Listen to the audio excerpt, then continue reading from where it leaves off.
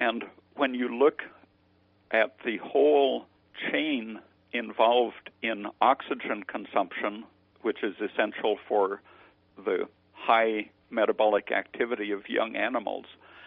the whole chain from the respiratory oxygen-using enzyme all the way back to the production of thyroid hormone and the transport of the thyroid hormone, at every stage conceivable, the unsaturated fatty acids, linoleic and linolenic, and it's worse in proportion to the number of double bonds, so that linolenic is about half again as inhibiting as linoleic acid to the thyroid and to the respiratory enzymes.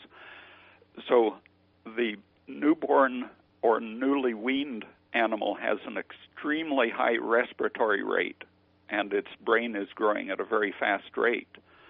But as it absorbs these environmental vegetable synthesized fats,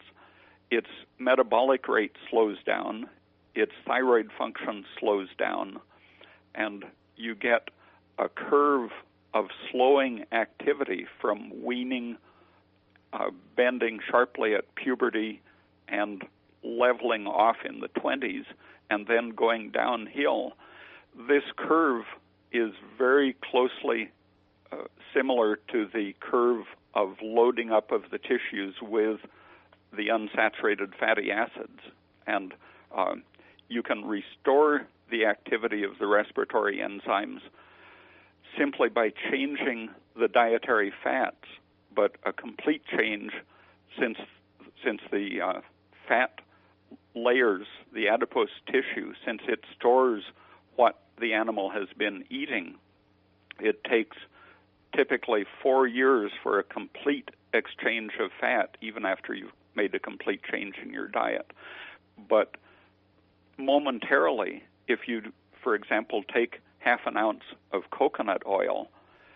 you get a burst of thyroid-like activity, and your cells respire more intensely for about an hour until that fat is burned up. But after about 2 years of a changed diet, you've burned up roughly half of your stored inhibiting unsaturated fats, and your metabolism stabilizes at a much higher level.